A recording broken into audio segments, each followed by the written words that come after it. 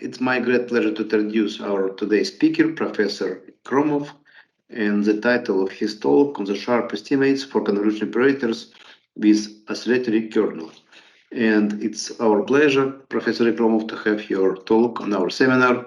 Thank you for agreeing to present a lecture at our seminar. And please, now go ahead. Thank you very much. Okay. First off, I would like to express my deep gratitude to organizers of the seminar. Today, I want to give talk on the sharp estimates for convolution operators with oscillatory kernel. First, may begin from motivation of the problem. Of course, it is not the unique motivation, but one of the consider the problem like this, and the dtu at the t equal to the GL, where dt is usual derivative, normed with I, and dx vector consisting of derivatives. And p tau xi is a homogeneous polynomial of degree m. It is a characteristic polynomial. We will assume that the characteristic equation p tau xi equal to 0 has m distinct smooth real solutions, phi 1 and so on, phi m, in r nu minus 0. So it means this equation is strictly hyperbolic equation. In addition, it is assumed that the function phi g, roots of the equation, preserve sign. So it means phi g psi is positive or negative in r nu minus 0, provided that nu is at least 2. So we will assume that the initial dates GL belongs to LP R nu and consider the solution to the Cauchy problem in a distributional sense. Then the solution to the Cauchy problem up to a smooth function can be written as a sum of the convolution operators having the form MKT, where F is a Fourier transform operator, phi is a smooth out of the origin homogeneous function of order 1, which coincides one of the roots, phi g. And AK is a smooth function, and it is homogeneous of order minus k for large psi. So it means this index k indicates homogeneity of the amplitude function. This AK is called to be an amplitude function. So by using scaling arguments, the boundedness problem for the convolution operator MKT is reduced to the analogical problem for the following operator. MK, as you see here, we have no parameter t, time parameter t. In this talk, we consider LP prime boundedness problem for the operator MK, where P in between 1 and 2, and P prime is the conjugate exponent. It means 1 over P plus 1 over P prime equal to 1. So we mainly discuss the problem. Let P be a fixed number. So question is for which Kp the convolution operator Mk is bounded from LP to LP prime whenever K bigger than this Kp. In order to define this number Kp, we introduce so-called critical exponent. So we use notation Kp is infimum of this set. So this means Mk is LP prime bounded for any AK. So amplitude function AK. The number Kp is called to be the critical exponent. So actually this problem is related to level set. since phi preserves sign, for the sake of simplicity, we'll assume that phi x is positive for any xi, for any non-zero xi, and we consider the set sigma. This is set of x equal to 1. Since phi is a homogeneous function of degree 1, we can use so-called Euler's homogeneity relation, and we have this relation, so equal to 1. So on sigma, so it is sigma is a smooth hypersurface or analytic hypersurface, provided that phi is a smooth or real analytic function respectively. So actually the problem on the sharp value of Kp is related with Fourier transform of surface current measure. What is a surface current measure? So we let sigma be a smooth hypersurface, and let psi be a smooth function with compact support.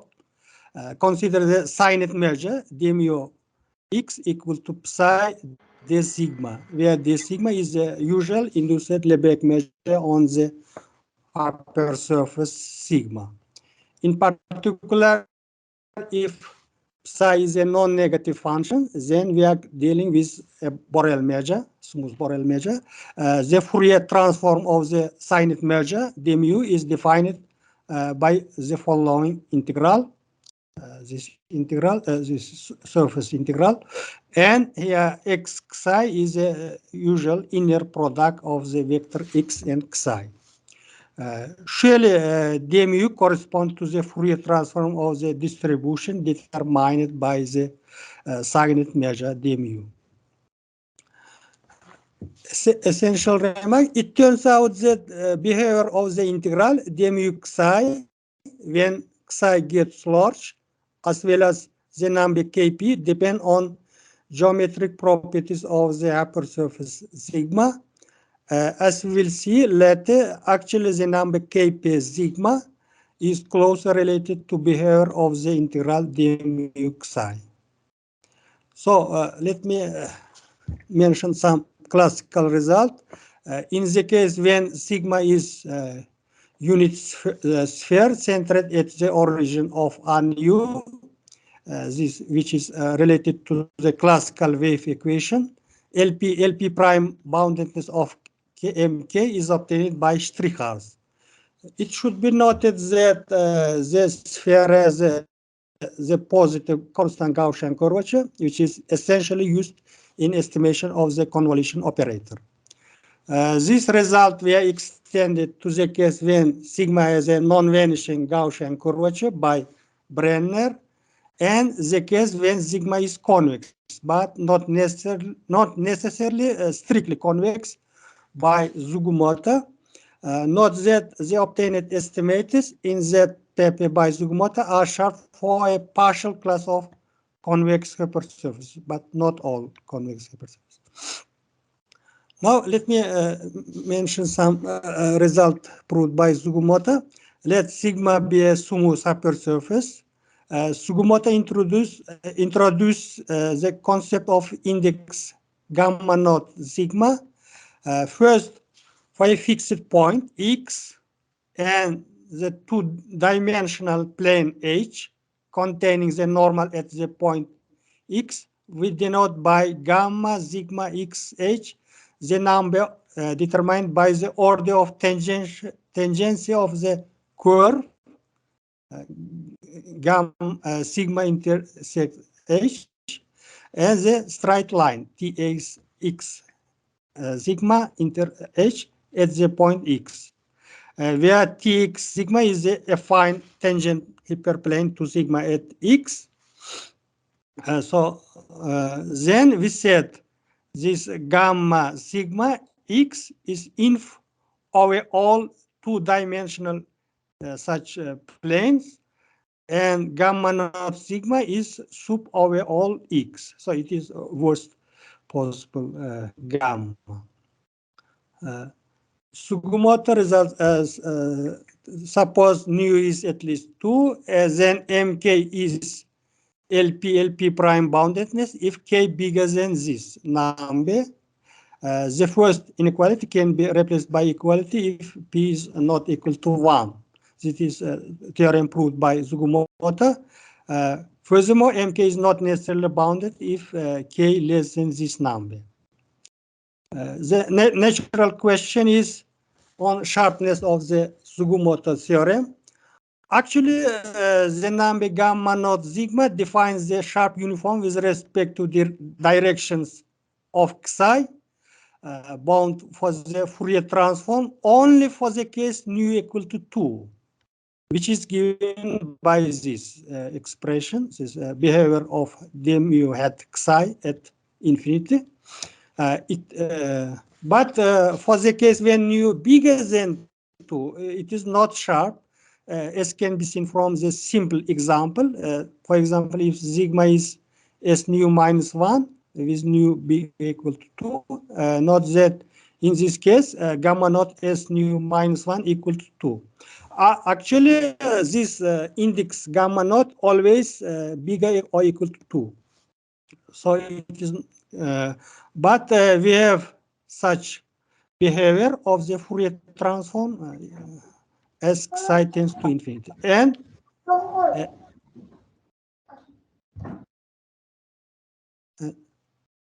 kps nu minus 1 equal to this number, and it is less or equal to 2 nu minus 1 over p minus 1 over 2. This is strictly, you see, when nu is bigger than 2, it is, we have a strict inequality, so it is not sharp in this case. On the other hand,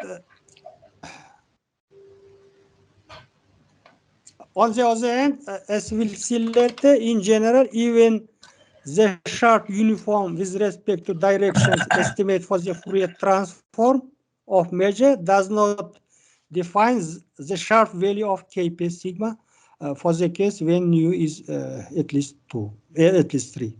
Sorry. So now we introduce some standard localization arguments. We can assume that AK amplitude is supported in a sufficiently small conic neighborhood of gamma of a particular point V. This cone means cone with vertex at the origin. Without loss of generality, we can assume that V is this number and phi is a smooth function on the cone.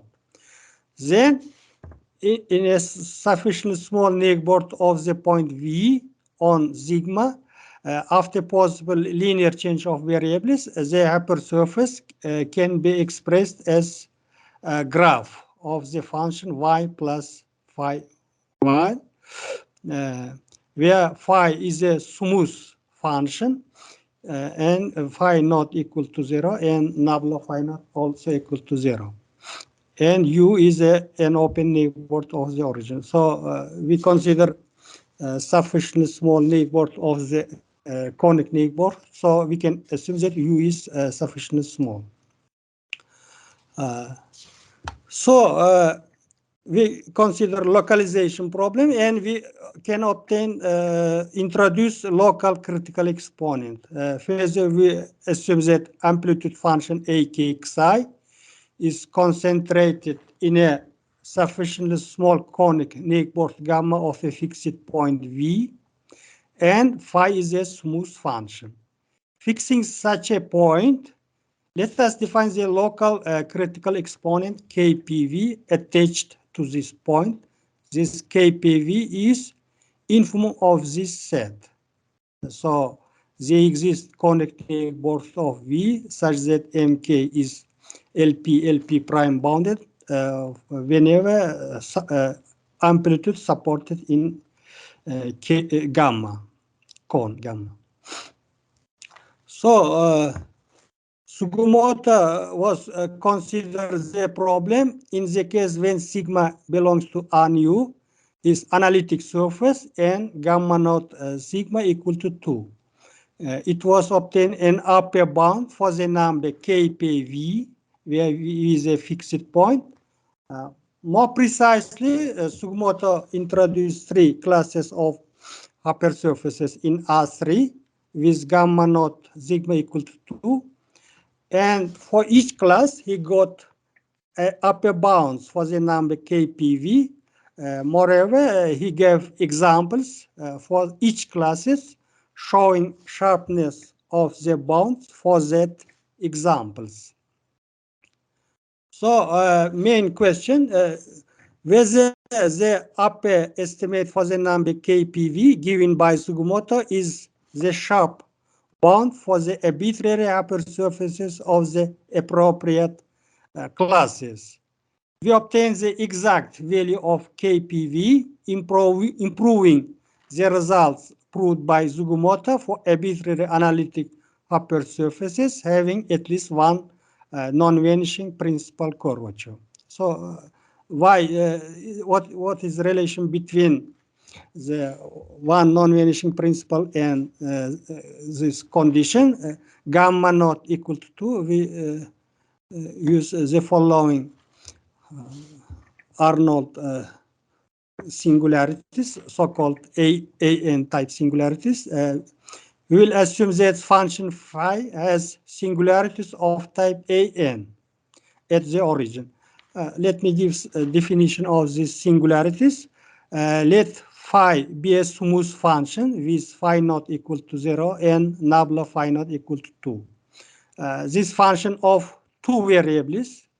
Derivative this nabla phi not equal to 0, it means function phi has singularity at the origin. Singularity of the function phi is called to be AN type singularity if there exists a local smooth diffeomorphisms x equal to fy with phi not equal to 0, and the relation holds true whenever n is finite number.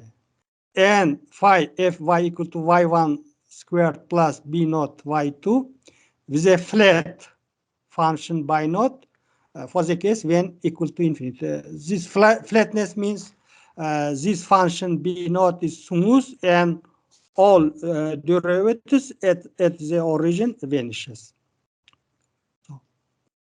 So the main assumption in this talk we consider the case when gamma naught sigma equal to 0.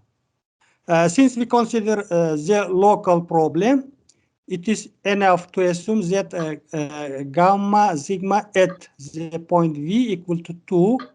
The following statement is simple, more maybe exercise. The following conditions are equivalent. This gamma sigma v equal to 2. The surface sigma has at least a non-vanishing principal curvature at the point v. The function phi has singularities of type A at the point 0. So v means 0, 0, 1 at this point. Further, we use the standard notation, assuming f being a sufficiently smooth function, these partial derivatives, this corresponding to this multi-index is denoted by d alpha f. With z naught means natural number and 0.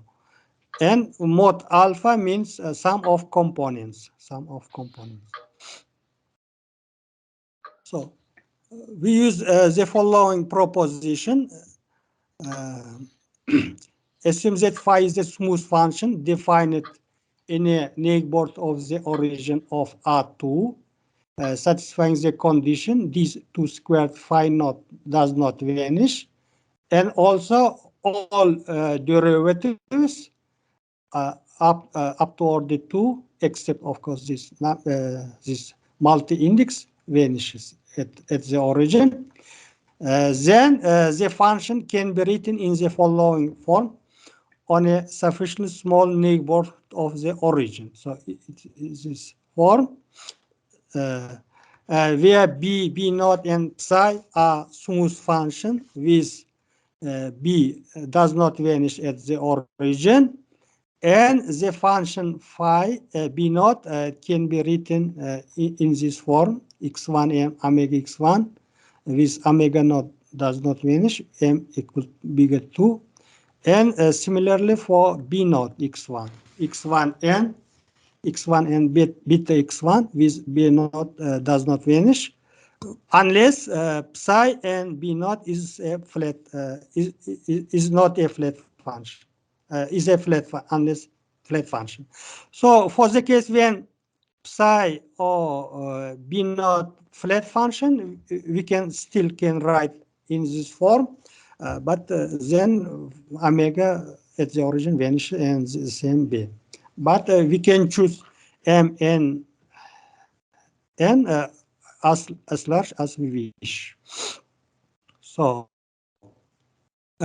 it is easy to show that the numbers mn, where mn is at least 2, are well defined for arbitrary smooth function phi having A-type singularities.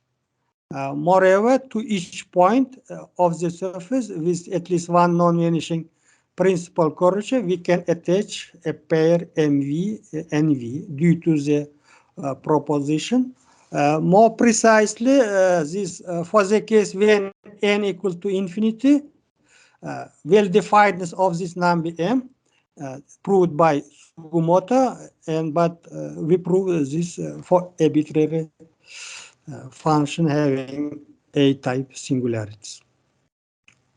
So now let me reduce some classes introduced by Sugimoto.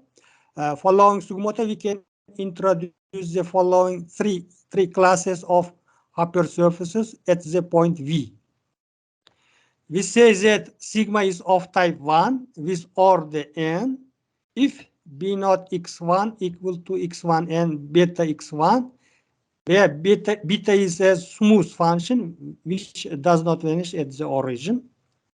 It is hypersurface of type 1, and sigma is of type 2 with order m if B naught is a flat function at the origin, and also psi can be written in this form: x1 m omega x1, where omega is a smooth function which does not vanish at the origin. And finally, sigma is of type 3 if both functions psi and B naught are flat at the origin. Further, we'll assume that if sigma is say infinite hypersurface of type 2, then B naught identically equal to 0. This condition matches with so-called A condition introduced in our monograph. This monograph. Surely any real analytic function satisfies the A condition. So now our main result is the following theorem. Let sigma be a smooth surface having at least one non-vanishing principal curvature at the point V, and P, this number, be a fixed number, and also Mn be the pair defined by the proposition. Then the following statements hold. If 2m bigger or equal to n, then KPV equal to this number. So we have a sharp value of KPV. If sigma is a smooth hypersurface satisfying the R condition and m is at least 3, and also 2m less than n, then KPV equal to this is defined by the following relation. Now let me compare this with result by Sugimoto. Note that in the case 1, formally it is possible m equal to infinity, e.g. Psi can be a flat function. Sugimoto suggested the example, this example, which correspond to the case 1 with psi identically equal to 0. From our result, it follows that Sugimoto result sharp in that case. So for this example, is sharp. Moreover, the Sugimoto result is sharp for surfaces of class 1 with order n, if and only if 2m bigger or equal to n. So if n equal to infinity, it means b naught is a flat function at the origin.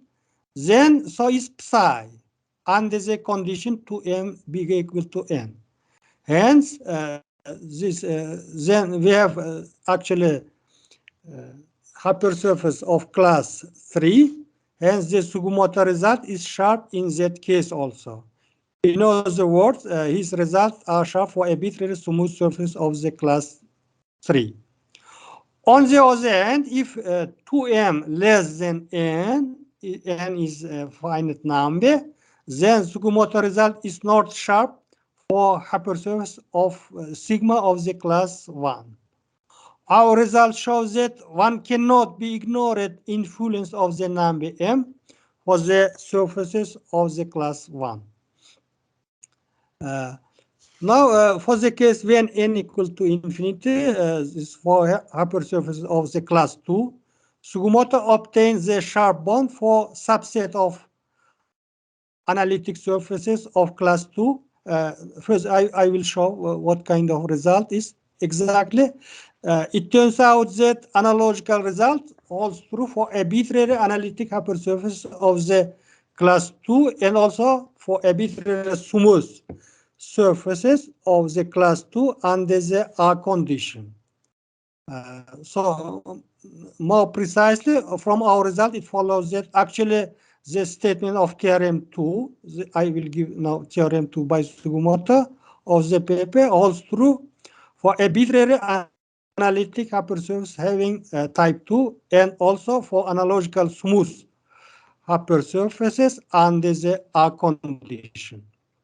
Now, this theorem Sugimoto, suppose a real analytic function phi is of type 2, so it means n equal to infinity and m is at least 3, and satisfies this condition, so infinitely many condition.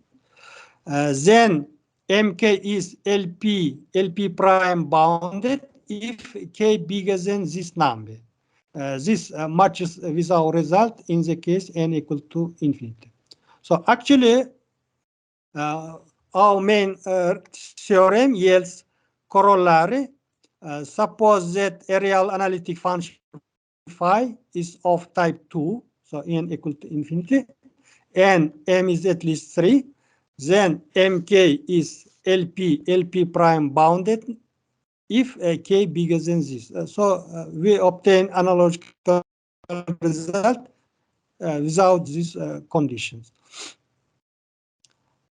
Note that the first case agree with so-called linearly adapted condition introduced in our monograph. It means we can obtain Kravchenko adapted coordinate system by linear change of variables. Also note that under the linearly adapted case, the sharp uniform estimate for the Fourier transform of the corresponding measures gives the sharp bond for the exponent p in LP L2 sigma restriction, Fourier restriction problem. As had shown in 16, it is only the case, so only in linearly adapted case we have a sharp bond for p.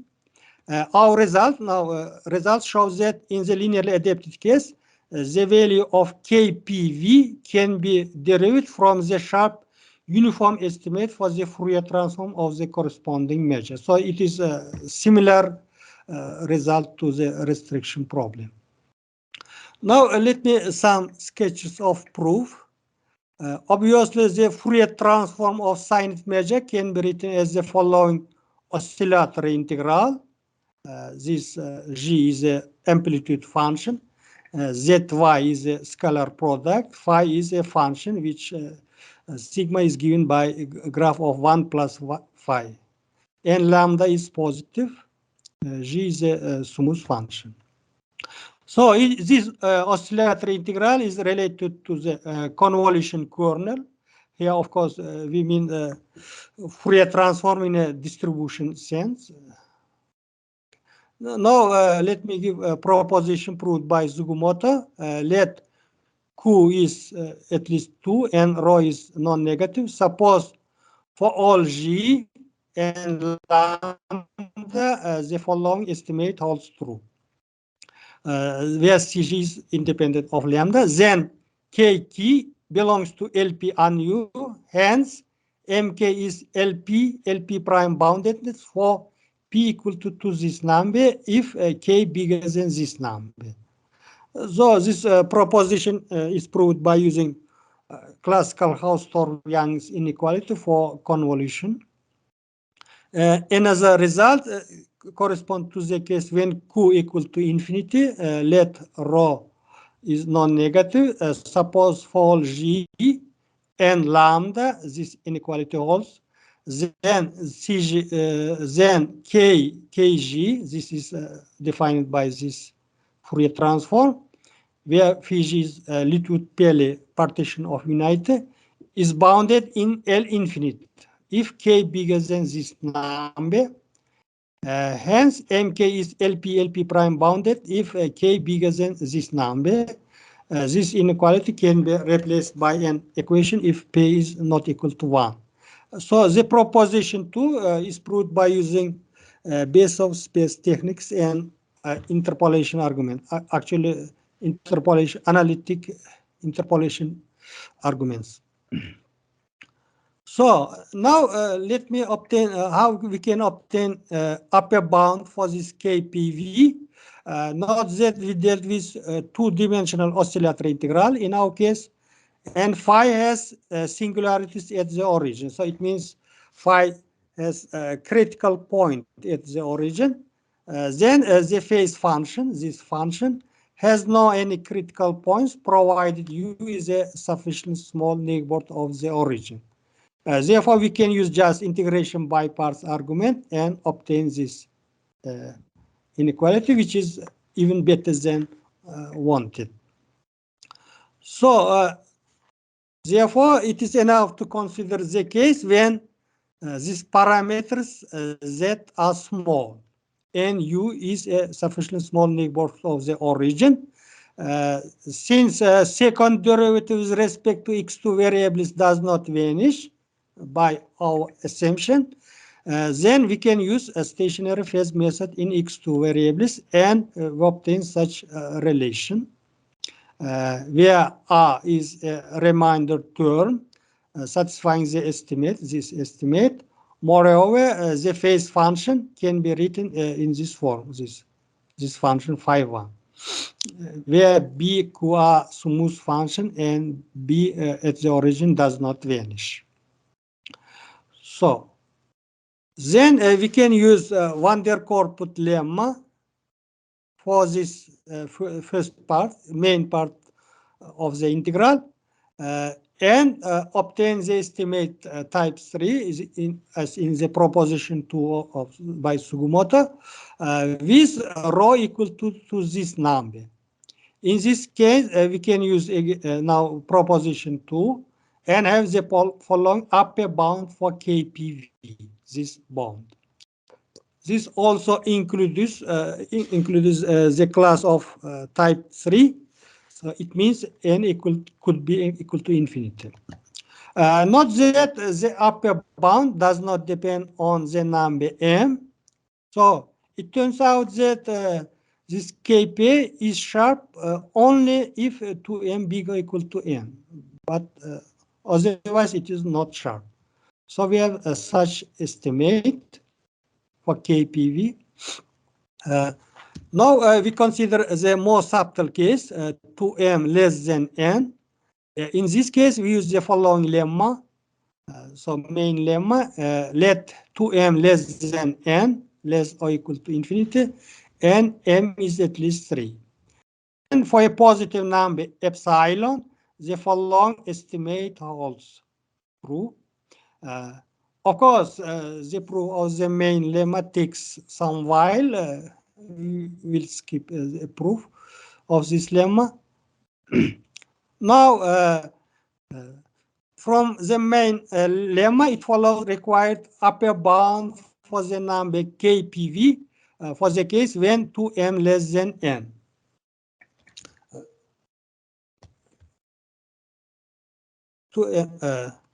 First, we use proposition y by Sugimoto and obtain LP naught prime boundedness of the convolution operator with P naught equal to this number and K naught bigger than this number. Due to proposition 2, by Sugimoto we obtain LP prime boundedness of the convolution operator for P1 equal to 1 and P1 prime of course equal to infinity and K1 bigger than this number. And also by using Plancherel identity, we obtain LP prime boundedness of the convolution operator for P2 and P2 prime equal to 2 and K2 equal to 0.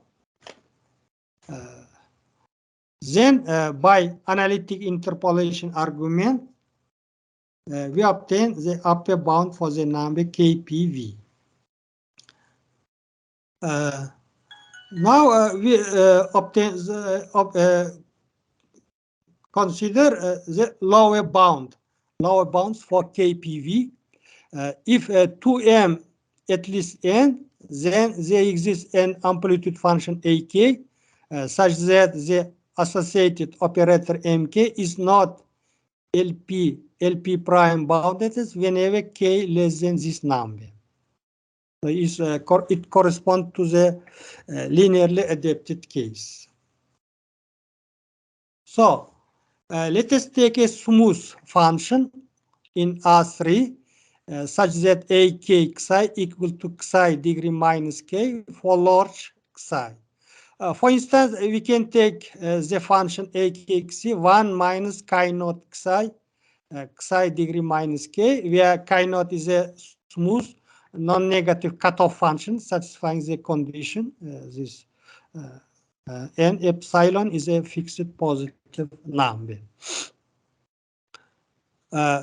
Define now a non-negative smooth function chi naught equal to 1 concentrated in a sufficiently small neighborhood of the origin, and smooth function chi1 equal to 1 and with support in a sufficiently small neighborhood of the point 1.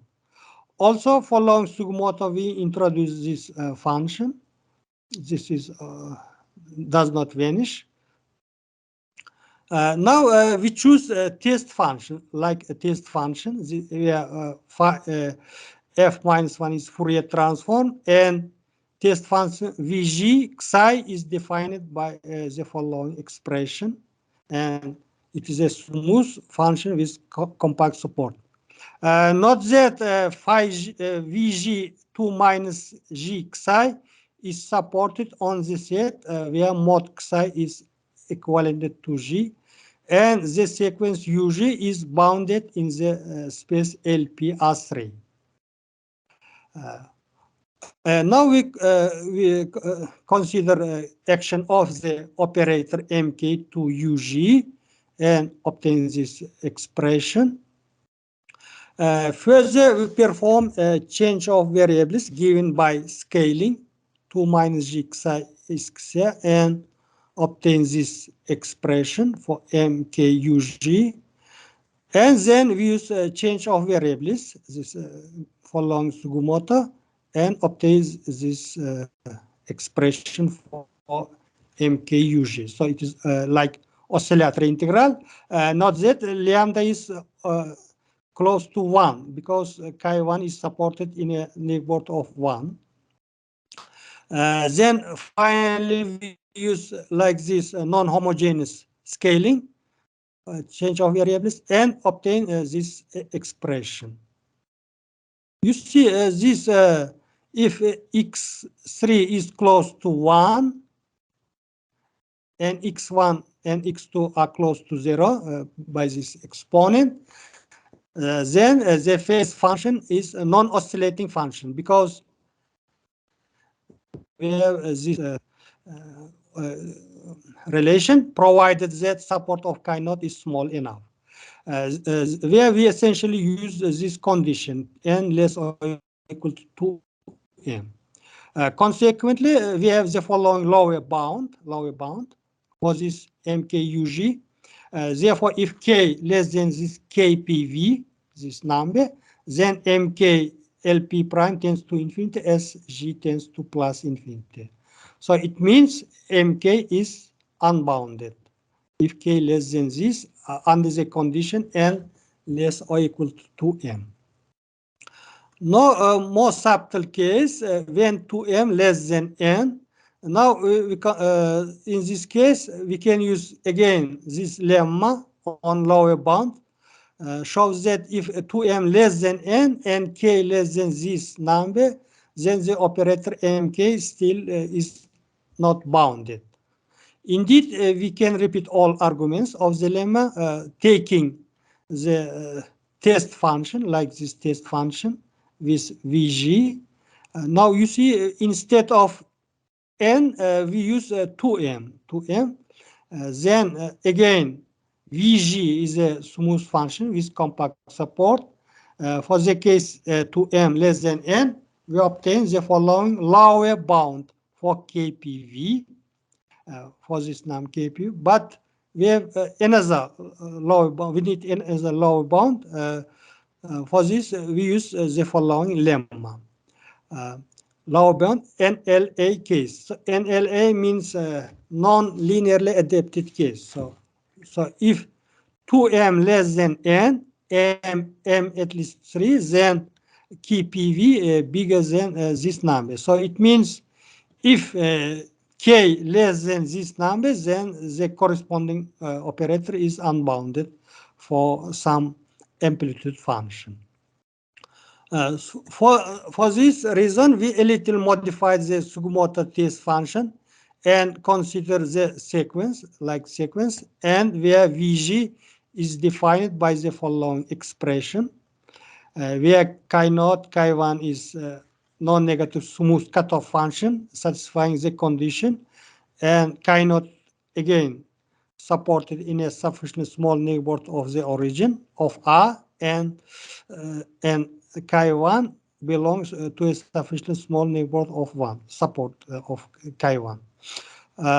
Obviously, Vg again smooth function with compact support, and LP prime norm of this function is equivalent to this number. So this means that they exist non-zero constant C1, C2 such that the following inequality holds.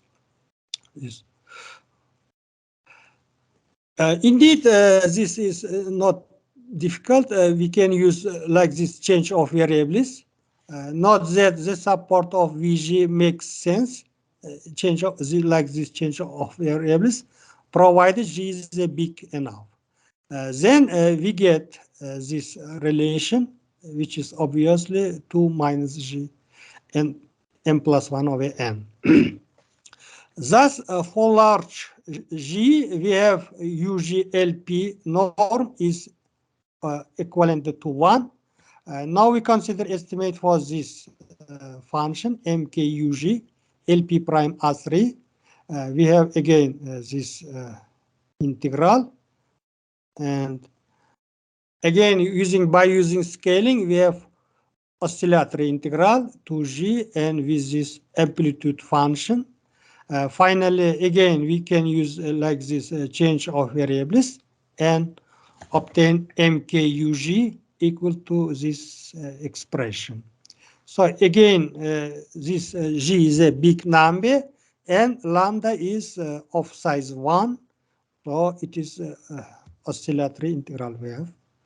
So now perform change of variables again like this. Then obtain for mkug this expression where phi 3 is phase function. Phase function is given by this. Now we assume that x3 is close to 1 and x1 like this number, and x2 we can use stationary phase with respect to Z2 variables and obtain like this integral, and this remainder term. Where phi is phase function given by this expression. Now, from here, we obtain the following lower bound. So, MKUG LP prime norm is bigger than this number, where C is a constant which does not depend on G. Thus, if K less than this number, then the operator MK is not LP prime bounded. Analogical result also true for the case when n equal to infinity. Just we can repeat all this argument with n equal to infinity. Only for the case when phi is a smooth function, we need here so-called R condition. So it means if B not equal is a flat function, then it should be identically zero. But for the case when B is a smooth but not identically zero, then we cannot get such estimates. So thus if K less than this KPV, then MK is not LP prime bounded operator. This actually completes a proof of the main theorem.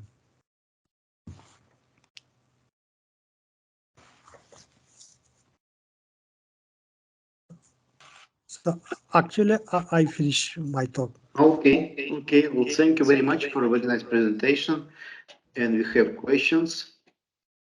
We have time for questions. Okay.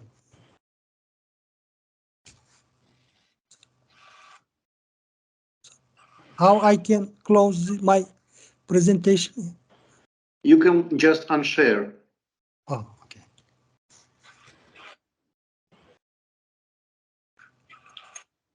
But maybe I have some questions because I also studied such type of operators, but only with singularities on sphere.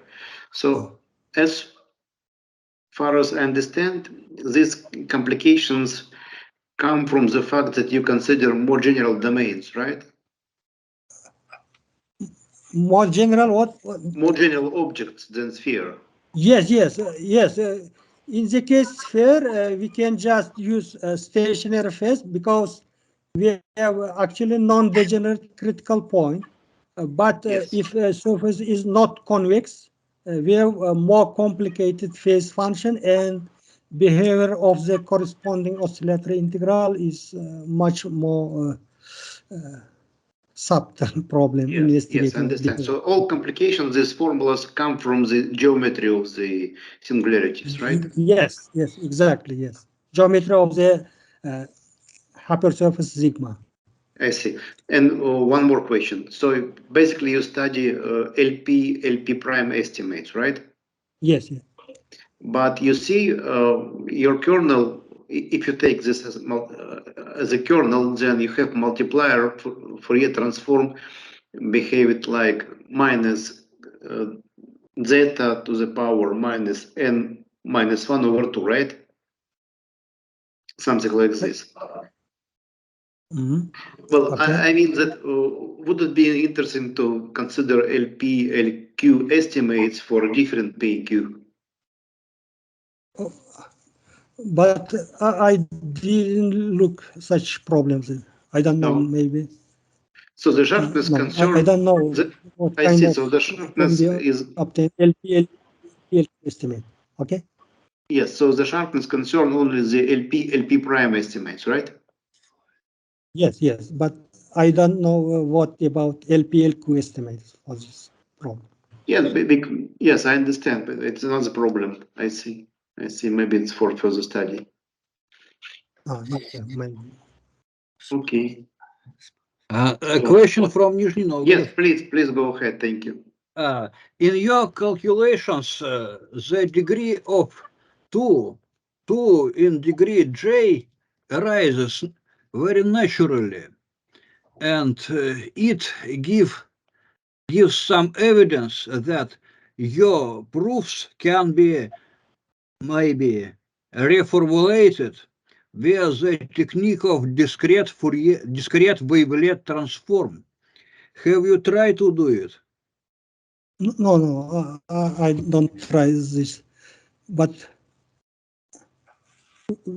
I didn't use a wavelet transform here. And you should to look through some book about this technique, and you will see your degrees 2 in J, wavelet decomposition. And the second question is, for instance, you have started from the hyperbolic equation, and these equations arise in different physical problems. For instance, maybe a system of equation for linearized hydrodynamics. And the question is, how your results can help us to deepen our understanding, your results concerning boundedness problems for the convolution kernel, to deepen our understanding of the propagation of waves pockets, for instance, of Weisslein atmospherics, and so forth. Okay, thank you for question, but I cannot application of this result to some equation, but I want to do this. But I am thinking, but I have no results on this at the moment. But Yes. I will think about this. Thank you. Mm-hmm. Thank you.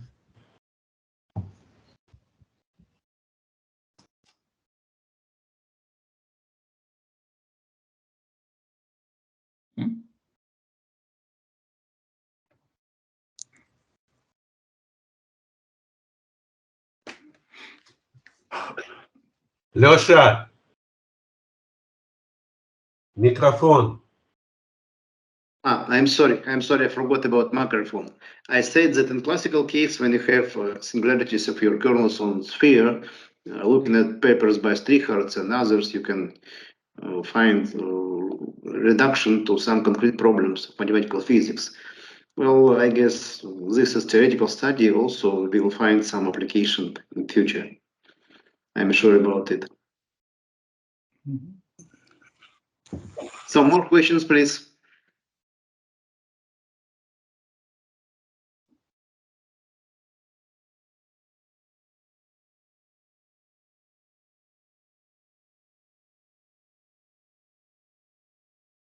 If no, please go ahead. I see a hand by Professor Dirkhem. Many thanks for this interesting talk. My question is the following. What about the weighted version of your result? For example, the weight in the Markov classes. The weighted version. I didn't consider weighted version. Only this estimate for K, this amplitude function. No, but not weighted estimate here. Only LP prime estimate, but not with weight. But also maybe interesting considering this problem also for weighted case also. Thank you. It's a different problem. Yes. Well, more questions, please.